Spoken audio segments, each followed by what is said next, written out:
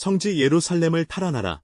이 숭고하고도 강력한 외침 아래 역사상 가장 길고도 잔혹했던 전쟁 중 하나인 십자군 전쟁의 막이 올랐습니다. 신의 이름으로 시작된 이 거대한 원정은 수많은 사람들의 피와 눈물, 그리고 열망을 동력으로 사마 거의 200년 동안이나 계속되었죠. 하지만 과연 그들의 진짜 목적은 순수한 신앙심뿐이었을까요?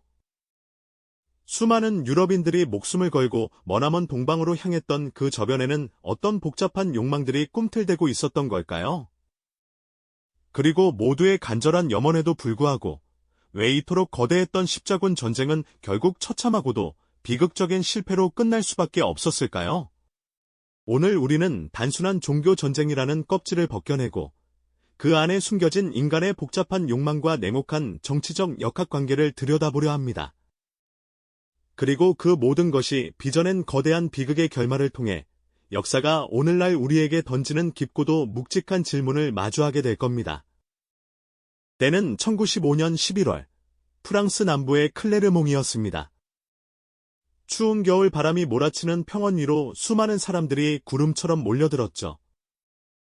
그곳에 모인 이들은 막강한 권력을 지닌 귀족들과 투구와 갑옷으로 무장한 기사들, 그리고 땅을 일구던 평범한 농민들까지 실로 각계각층의 사람들이었습니다.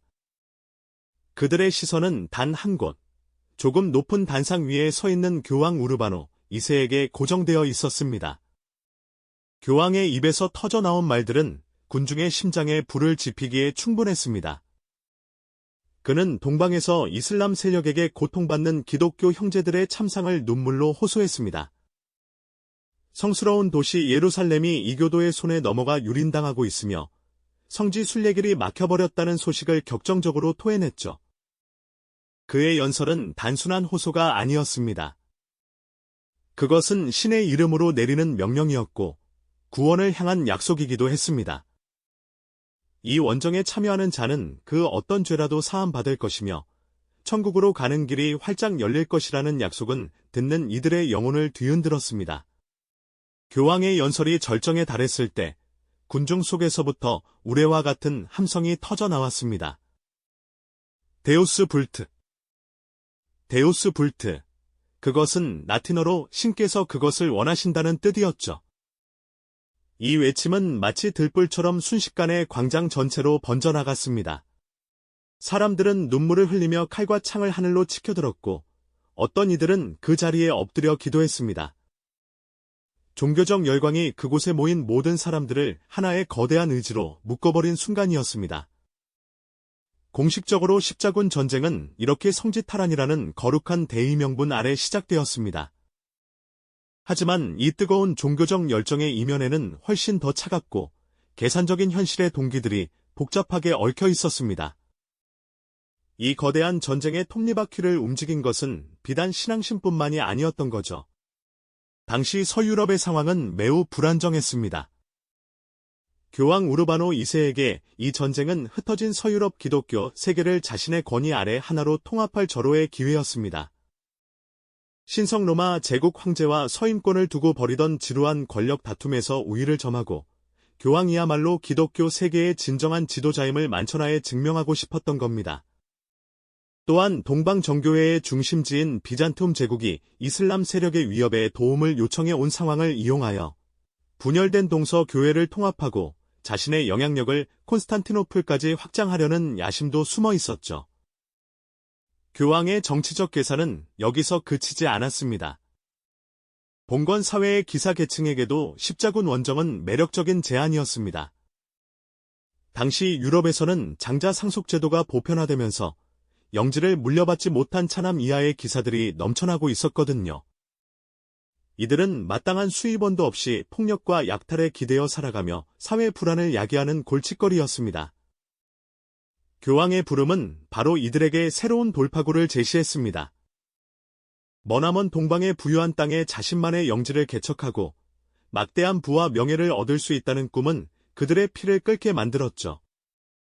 그들은 자신의 갑옷과 옷 위에 붉은 십자가 문양을 새겨 넣기 시작했습니다. 그것은 신앙의 상징인 동시에 새로운 기회를 향한 야망의 표식이기도 했습니다. 한편 베네치아나 제노바 같은 이탈리아의 해상 도시들은 또 다른 기회를 엿보고 있었습니다. 이들에게 십자군은 동방과의 무역로를 장악하고 막대한 경제적 이권을 확보할 수 있는 황금 같은 기회였죠. 그들은 십자군에게 배와 보급품을 제공하며 전쟁의 든든한 후원자가 되었고 그 대가로 동방 무역의 독점권을 노렸습니다. 이처럼 종교적 열망과 정치적 야망, 그리고 경제적 이권이라는 서로 다른 욕망들이 성지 탈환이라는 하나의 거대한 깃발 아래 모여들기 시작한 것입니다. 이윽고 유럽 전역에서 거대한 행렬이 동쪽을 향해 움직이기 시작했습니다. 그 모습은 잘 훈련된 정규 군대의 행군이라기보다는 거대한 민족 이동에 가까웠습니다. 번쩍이는 갑옷을 입고 위풍당당하게 말을 탄 기사들 옆에는 낡은 농기구를 무기 삼아 따라 나선 농민들도 있었습니다. 아이들의 손을 잡고 순례에 나선 여성들과 한몫 챙기려는 상인들, 심지어 범죄자들까지 뒤섞인 혼란스러운 군중이었죠. 그들은 모두 다른 꿈을 꾸고 있었지만 예루살렘이라는 단 하나의 목표를 향해 나아갔습니다. 이 무모해 보였던 1차 십자군의 여정은 그러나 모두의 예상을 뒤엎고 기적과도 같은 성공을 거두게 됩니다. 그들의 앞길은 결코 순탄치 않았습니다. 아나톨리아의 자결하는 태양 아래 수많은 이들이 갈증과 굶주림으로 쓰러져갔고 낯선 땅에서 퍼지는 질병은 셀 수 없는 목숨을 앗아갔습니다.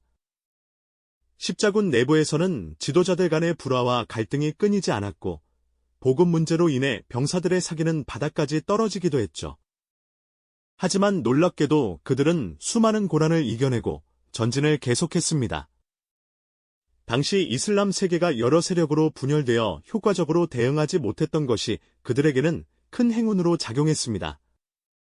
십자군은 니케아, 안토키아 같은 주요 도시들을 차례로 함락시키며 예루살렘으로 향하는 길을 열었죠. 그리고 마침내 1099년 여름, 그들은 꿈에 그리던 성스러운 도시, 예루살렘의 성벽 앞에 당도했습니다. 거대하고 견고한 성벽을 마주한 십자군 병사들의 눈에는 경외감과 함께 뜨거운 눈물이 흘렀습니다. 길고 험난했던 여정의 끝이 눈앞에 보였기 때문입니다. 그들은 곧바로 총공세를 준비했습니다. 거대한 공성탑들이 삐걱거리며 성벽을 향해 천천히 다가갔고 하늘은 양측에서 쏘아 올린 불화살과 돌멩이로 새까맣게 뒤덮였습니다. 성벽 위에서는 이슬람 병사들이 끓는 기름과 돌을 쏟아부으며 필사적으로 저항했고 성벽 아래에서는 십자군 병사들이 사다리를 타고 오르다 비명과 함께 추락했습니다. 며칠간의 치열하고 처절한 공방전 끝에 마침내 십자군의 공성탑 하나가 성벽에 연결되는 데 성공했습니다. 십자군 기사들이 함성을 지르며 성벽 위로 쏟아져 들어갔고 한번 뚫린 방어선은 걷잡을 수 없이 무너지기 시작했죠. 성문이 안에서부터 열리자 굶주리고 지쳐있던 십자군 병사들은 마치 둑이 터진 강물처럼 도시 안으로 밀려 들어갔습니다. 하지만 그들이 예루살렘에서 벌인 행위는 성지를 해방시킨 구원자의 모습과는 거리가 멀었습니다. 그들의 눈은 오랜 원정과 전투로 인한 광기로 이글거리고 있었죠. 예루살렘 함락 이후 도시는 그야말로 피의 강이 흐르는 생지옥으로 변했습니다. 십자군은 군인과 민간인을 가리지 않고 닥치는 대로 살육을 저질렀습니다. 이슬람교도는 물론이고 같은 아브라함 계통의 종교를 믿는 유대인들까지도 끔찍한 학살의 희생양이 되었습니다. 기록에 따르면 당시 도시의 거리는 발목까지 피가 찰 정도였다고 전해지니 그 참혹함은 이루 말할 수 없을 정도였을 겁니다. 이 무자비한 학살과 약탈을 통해 십자군은 그들의 목표였던 예루살렘을 손에 넣었습니다. 그들은 곧이어 레반트 지역 곳곳에 예루살렘 왕국을 비롯한 여러 십자군 국가들을 건설했죠. 유럽에서 건너온 기사들은 새로운 영지의 주인이 되었고 거대한 성체를 지어 자신들의 지배를 공고히 했습니다. 1차 십자군의 성공은 서유럽 세계를 열광시켰습니다. 신의 가호가 자신들과 함께한다는 명백한 증거처럼 보였으니까요. 하지만 이 피로 물든 성공은 동시에 거대한 비극의 씨앗을 뿌리고 말았습니다. 예루살렘 함락과 대학살 소식은 이슬람 세계 전체에 엄청난 충격과 분노를 안겨주었습니다. 이전까지 십자군을 그저 야만적인 침략자 정도로 여겼던 그들은 이제 종교적 신념을 걸고 이들을 몰아내야 할 공동의 적으로 인식하기 시작했죠. 이는 훗날 지하드, 즉 성전의 기치를 내건 강력한 이슬람 지도자들이 등장하는 직접적인 계기가 됩니다. 또한 십자군이 비잔툼 제국의 영토에 자신들의 국가를 세우면서 도움을 요청했던 동방정교회와의 관계는 회복할 수 없을 정도로 악화되었습니다. 결국 1차 십자군의 성공은 미래의 더 큰 갈등과 실패를 예고하는 아이러니한 서막에 불과했던 셈입니다.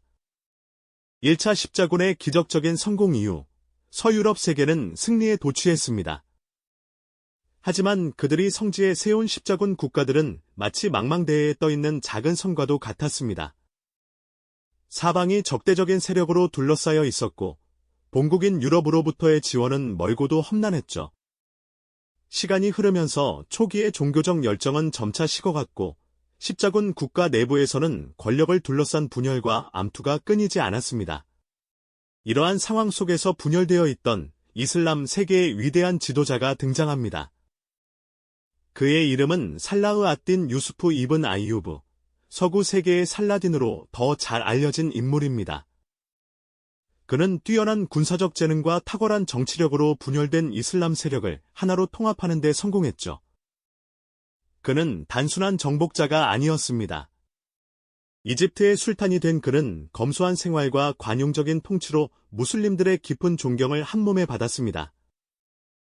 그의 목표는 단 하나, 이교도 침략자들에게 빼앗긴 성스러운 도시 예루살렘을 되찾는 것이었습니다.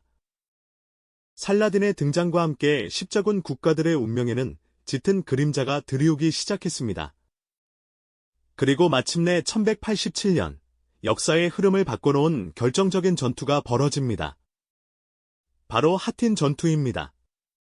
살라딘은 교활한 전략으로 십자군 주력 부대를 물 한 방울 없는 갈릴리 호수 근처의 황량한 언덕으로 유인했습니다.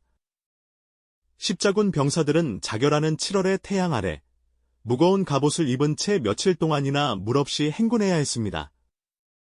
살라딘의 군대는 그들을 완전히 포위한 채 마른 풀에 불을 질러 연기와 열기로 십자군을 더욱 고통스럽게 만들었죠.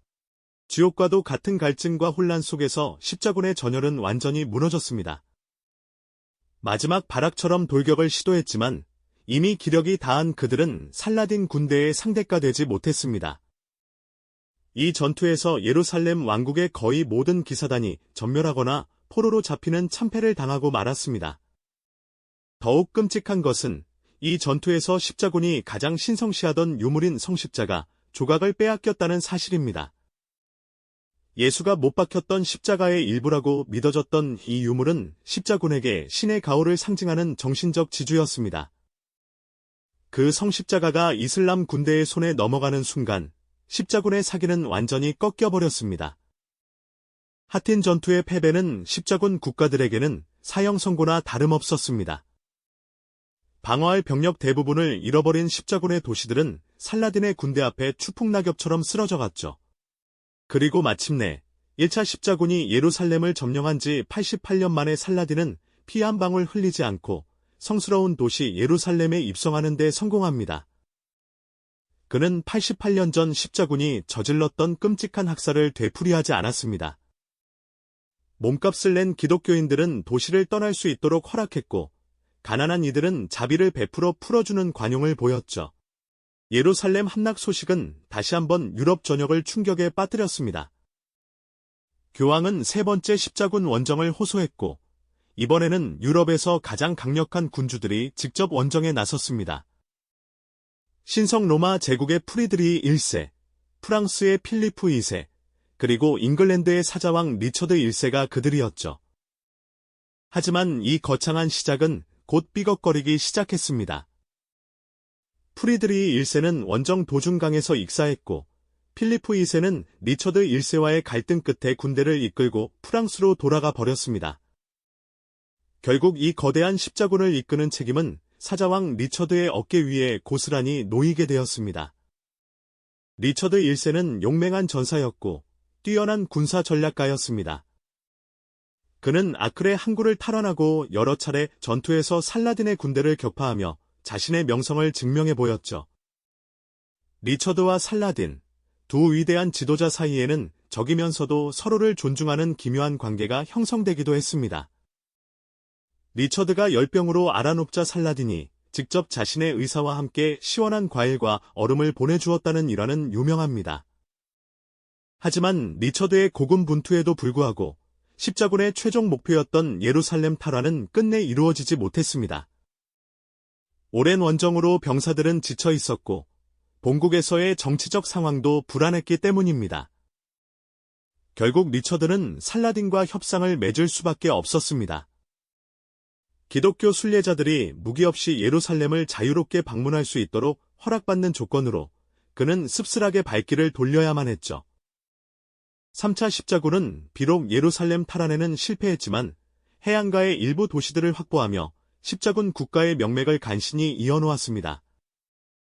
그러나 이 과정에서 십자군 운동의 근본적인 한계와 내부 분열이 명확하게 드러났고 거듭되는 실패는 그들의 명분을 조금씩 갉아먹기 시작했습니다.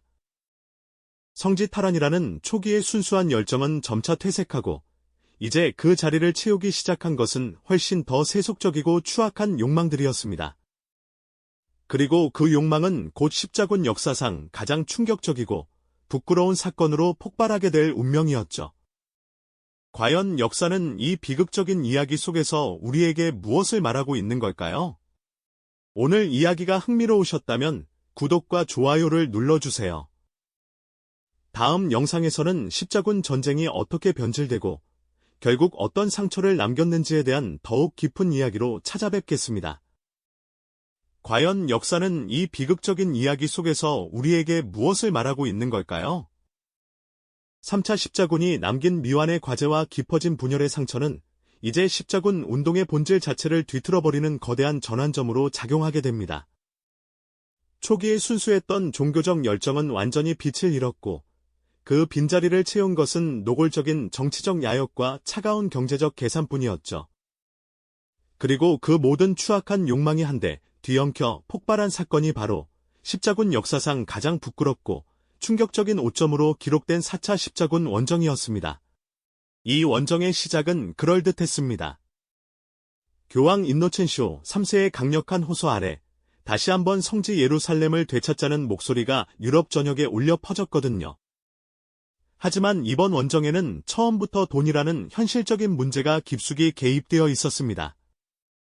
십자군 기사들은 이집트를 직접 공격하여 이슬람의 심장부를 무너뜨린다는 야심찬 계획을 세웠습니다. 하지만 이집트까지 거대한 군대를 수송하기 위해서는 강력한 해군력이 필요했고 그들의 시선은 자연스럽게 지중해의 해상 강국 베네치아 공화국으로 향했죠. 당시 베네치아는 눈이 먼 노총독 엘리코 단돌로가 이끌고 있었습니다. 90이 넘은 나이에도 불구하고 그의 정신은 강철처럼 차갑고 날카로웠습니다. 그는 십자군의 요청에 거액의 수송비를 요구했고 빚에 쪼들리던 십자군 지도자들은 어쩔 수 없이 그 제안을 받아들였습니다. 바로 이 거래가 모든 비극의 시작이었습니다. 베네치아의 조선소에서는 수백 척의 배가 밤낮없이 건조되었고 약속된 날짜에 프랑스와 독일 등지에서 모여든 수만 명의 십자군이 베네치아의 리도 섬에 집결했습니다. 하지만 약속했던 병력에 훨씬 못 미치는 인원만이 도착했고 그들이 긁어모은 돈으로는 도저히 엄청난 수송비를 감당할 수 없었습니다. 꼼짝없이 베네치아의 발이 묶인 십자군에게 늙은 총독 단돌로는 거부할 수 없는 제안을 건넵니다. 베네치아의 상업적 라이벌이었던 자라 시를 대신 공격해준다면 수송비 지불을 유예해주겠다는 것이었죠. 자라는 엄연히 기독교 도시였고 헝가리 왕의 보호 아래 있었습니다. 같은 기독교도를 공격하라는 제안의 십자군 내부에서는 격렬한 반대가 일어났지만 달리 방법이 없던 그들은 결국 악마의 거래를 받아들이고 맙니다. 신의 군대는 결국 돈 때문에 동족에게 칼을 겨누는 용병으로 전락한 셈입니다. 자라 씨는 처참하게 약탈당했고 이 소식을 들은 교황은 분노하여 십자군 전체를 파문해버렸죠. 하지만 비극은 여기서 끝나지 않았습니다. 이때 망명 중이던 비잔툼 제국의 황자 알레코스 4세가 십자군에게 접근해 또 다른 달콤한 제안을 건넸습니다. 자신을 황제로 복위시켜준다면 십자군의 모든 빚을 갚아주고 원정에 필요한 막대한 군자금과 병력을 지원하겠다는 약속이었죠. 결국 십자군의 함대는 성지 예루살렘이 아닌 기독교 세계에서 가장 부유하고 화려했던 도시 콘스탄티노플로 뱃머리를 돌렸습니다. 1203년 거대한 테오도시우스 성벽 아래 나타난 십자군 함대를 보고 콘스탄티노플 시민들은 경악을 금치 못했습니다. 도움을 주러 온 형제라고 믿었던 이들이 이제는 약탈자의 눈빛으로 자신들의 도시를 노려보고 있었기 때문입니다. 십자군은 결국 도시를 함락시키고 알레코스 4세를 황제의 자리에 앉히는 데 성공합니다. 하지만 그는 약속했던 돈을 지불할 능력이 없었고 라틴인들을 데려온 꼭두각시 황제에 대한 시민들의 반감은 하늘을 찔렀죠. 결국 도시에서 폭동이 일어나 알레코스 4세는 살해당하고 십자군은 빈털터리가 된 채 적대적인 도시 한가운데에 고립되는 신세가 되고 말았습니다. 분노와 탐욕에 눈이 먼 십자군은 마침내 이성을 잃었습니다. 1204년 그들은 콘스탄티노플에 대한 총공격을 감행했고 인류 역사상 가장 끔찍한 약탈 중 하나가 3일 밤낮으로 이어졌습니다. 성스러운 도시를 되찾겠다던 신의 군대는 이제 같은 기독교 형제들을 무참히 살해하고 부녀자들을 겁탈하며 도시 곳곳을 불태우는 야만적인 파괴자로 돌변했습니다. 세계에서 가장 많은 장서를 자랑하던 도서관은 잿더미가 되었고 하기야 소피아 대성당의 황금 제단은 산산조각 났습니다. 고대 그리스 로마 시대부터 내려오던 수많은 예술품과 성유물들이 녹여지거나 헐갑에 팔려나갔죠. 이 사건은 서방 기독교와 동방 정교회 사이에 결코 건널 수 없는 피해 강을 만들어 놓았습니다. 십자군 운동의 종교적 명분은 이 순간 완전히 땅에 떨어졌고 회복 불가능한 타락의 길로 접어들게 된 겁니다. 이후에도 몇 차례 십자군 원정이 더 있었지만 그것은 과거의 영광을 재현하려는 공허한 메아리에 불과했습니다.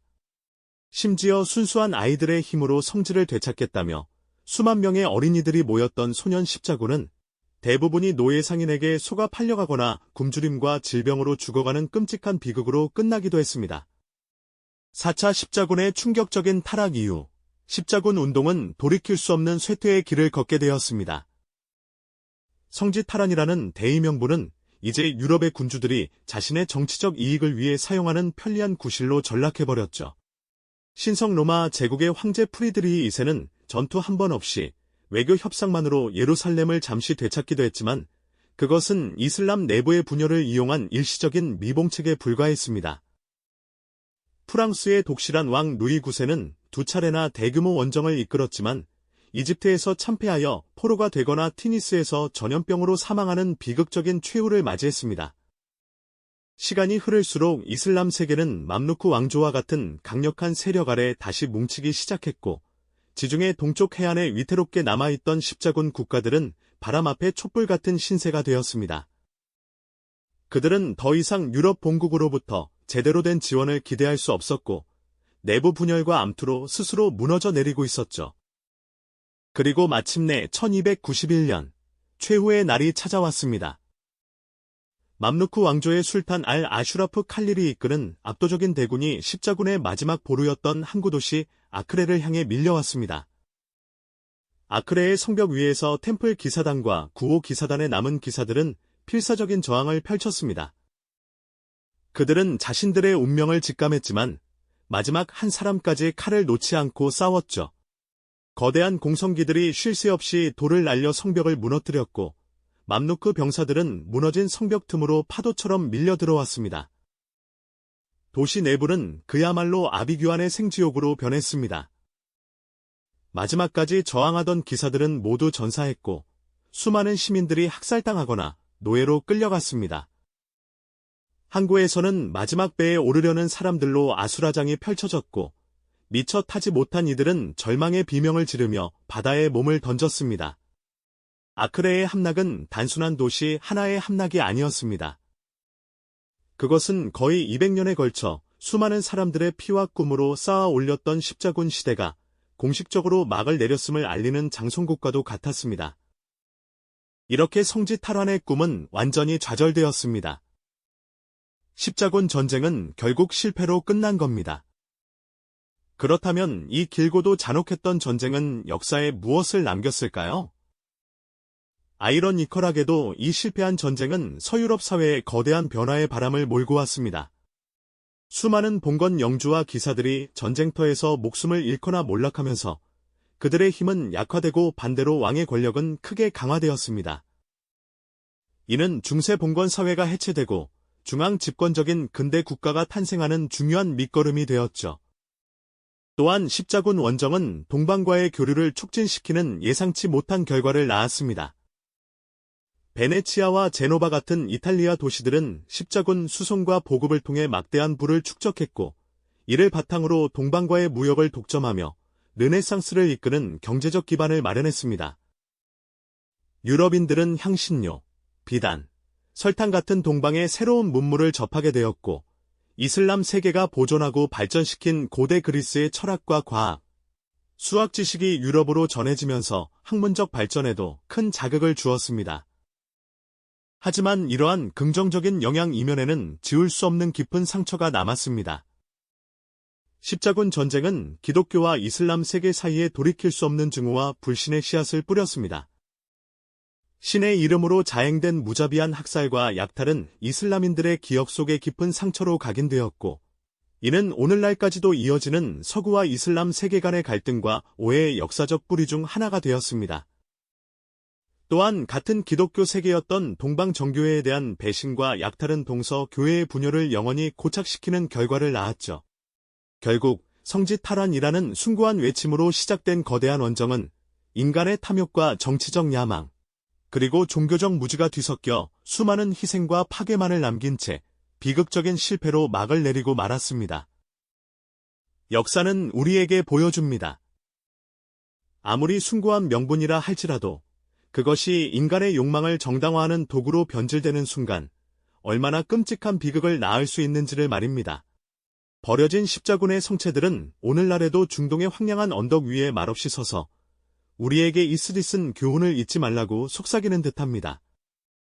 성스러운 이름 아래 시작되었지만 결국 인간의 가장 추악한 욕망을 드러내며 끝난 이 거대한 전쟁의 역사는 오늘을 살아가는 우리에게 어떤 질문을 던지고 있을까요?